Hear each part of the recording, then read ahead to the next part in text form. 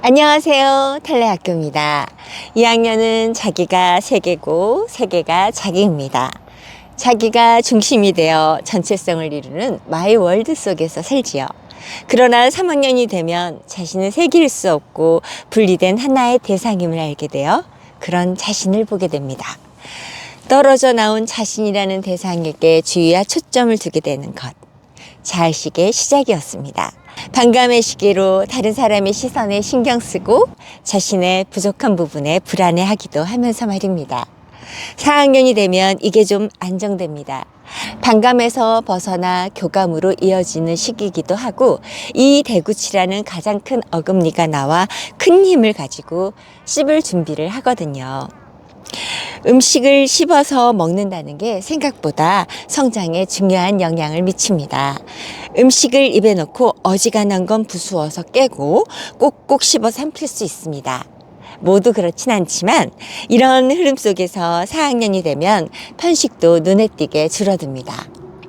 세상이 주는 에너지를 어금니로 씹어 자기 힘으로 만들 수 있으면서 한 사람의 몫을 할 능력이 생겼다는 느낌을 갖게 합니다.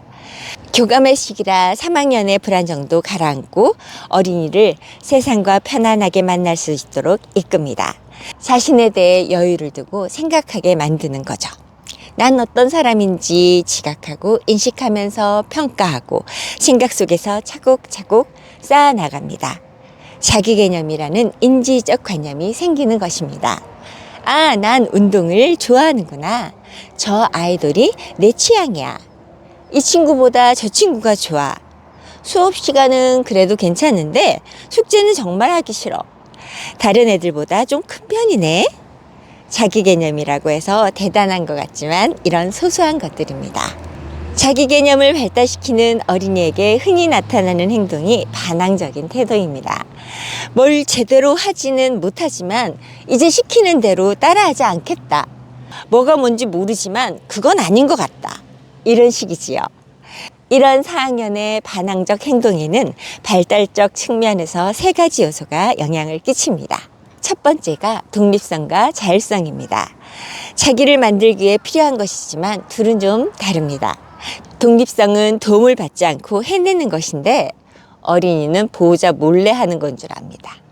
자율성은 스스로 선택하고 행동하는 건데 또 어린이는 자기 마음대로 하는 건 줄 알지요.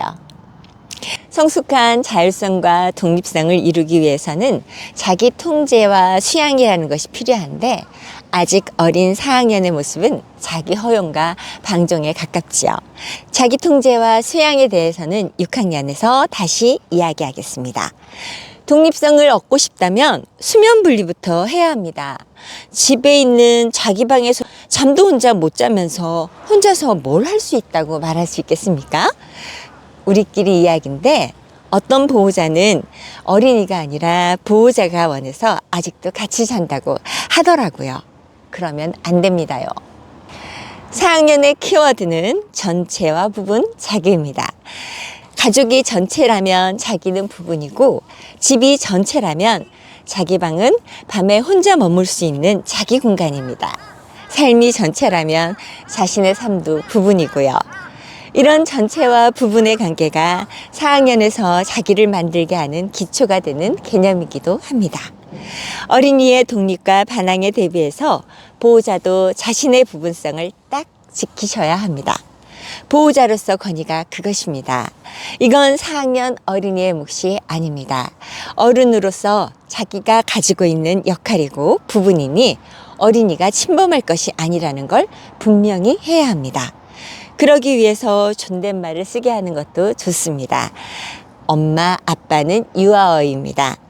또 우리끼리 이야기해야 할 것 같은데 어린이가 존댓말 쓰는 게 싫다고 하는 보호자도 있습니다. 징그럽다고, 반말하는 게 귀엽다고. 또 존댓말 쓰는 게 권위적으로 느껴져 싫다고 하세요. 친구 같은 보호자가 되고 싶다는 바람이 있는 거죠. 그러나 보호자는 보호자입니다. 친구는 또래에서 집 밖에서 찾는 거고 교사는 학교에 있습니다. 보호자는 교사도 친구도 아닙니다. 보호자 역할은 보호자만 할 수 있습니다. 반말 쓰는 게 문제인 건 보호자의 권위 때문만이 아니라 어린이가 나이에 맞는 자기를 만드는 걸 어렵게 한다는 데 있습니다. 언제까지 어린 자아가 자기를 만들게 두시겠습니까? 그리고 앞으로 계속해서 반항으로 도전받을 수 있는데 보호자로서 권위는 어떻게 유지해 나가시겠습니까? 두 번째 요소는 이 시기 어린이의 인지 발달입니다. 전체와 부분으로 세상을 보는 4학년 어린이는 이상과 현실 사이의 거리를 만나게 됩니다. 내가 알고 있는 세상은 이런데 현실에서 일어나는 일은 그렇지 않네? 하고 의아해합니다. 싸우면 안 된다고 하더니 어른이 큰 소리 치며 싸우는 모습을 본다든지, 숙제는 꼭 해야 하는 줄 알았는데 안 하고 오는 친구가 있다든지, 초록불에 건너는 건데 빨간불에 총총 건너는 사람을 본다든지, 아, 세상은 다르구나. 그렇게 대단한 곳은 아니야. 어른도 뭐 우리하고 다른 거 없네? 하고 말입니다. 실망과 냉소로 세상을 보며 보호자와 가까운 어른에게 까다로운 도덕적 잣대를 들이밀죠. 잔소리라도 할라치면 엄마는 뭐, 아빠는 뭐, 선생님은 어쩌고가 나옵니다. 세 번째 4학년의 반항은 베르니케 영역의 발달로 나타납니다. 베르니키는 뇌에서 언어를 담당하는 곳입니다. 두정역과 측두엽에 있는데요. 언어 발달 중에서 특히 입력 역할을 주로 합니다. 시각, 청각, 촉각 등을 통해 들어온 감각을 개념적으로 이해하며 단어로 입력해둡니다. 그리고 그것을 조합하여 이어지는 말, 문장으로 표현하죠. 보통 6세 전후로 발달하여 15세경에 완성된다고 봅니다. 그 중간에 있는 4학년은 아직 한창 발달하는 때입니다. 그러니 이 말 저 말 떠오르는 단어를 조합해서 말은 말인데 말 같지도 않은 말을 자기는 말이라고 주장하며 하는 기가 차는 시기이기도 합니다. 잘났다, 잘났어. 말은 잘한다. 무슨 뜻인지는 알고 하는지 가짜는 마음에 비꼬는 말이 절로 나옵니다. 이제 정말 4학년 보호자의 역할을 이야기해 보겠습니다. 이런 4학년의 발달에 적합한 보호자는 어떤 보호자일까요? 자기와 또래 그리고 세상에 대해 어렴풋이 알게 되는 4학년. 전체를 바라보며 자신이 어느 한 부분을 차지하고 있다는 것을 압니다. 그래서 살아온 만큼, 아니 살아온 것보다 더 긴 인생이 자기 앞에 있다는 것을, 앞으로 그 길을 걸어갈 거고 그것이 삶이라는 전체라는 걸 알게 되는 시기입니다. 보호자는 마치 철학자처럼 이야기할 필요가 있습니다. 인생이란 말이야, 삶이란 말이지. 보호자와 이런 이야기를 나눈 적이 있습니다. 어린이에게 삶이란 무엇이라고 말해주시겠냐고 여쭙습니다.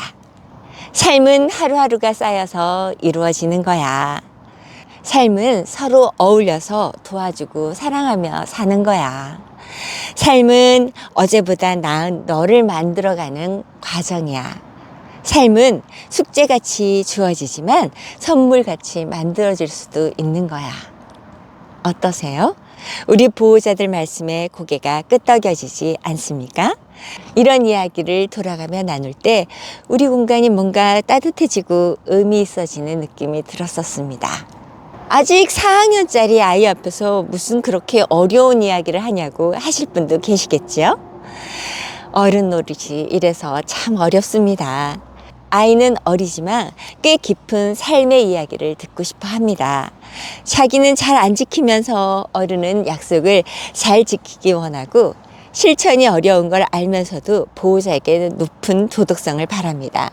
도덕성 발달에서도 말씀드렸듯이 어린이는 자기보다 높은 도덕성, 딱 한 단계 높은 수준의 삶을 동경합니다. 그래야 지금보다 더 성장할 수 있는 방향을 잡고 따라할 내용을 얻고 마침내 한 걸음 자라서 원하는 수준에 다다르지요.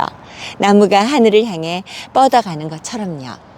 그렇다고 밥 챙겨 먹이고 준비물 챙기고 화장실 다녀오면 손 씻게 하고 숙제했는지 보고 하는 것들을 놓아서는 안 됩니다.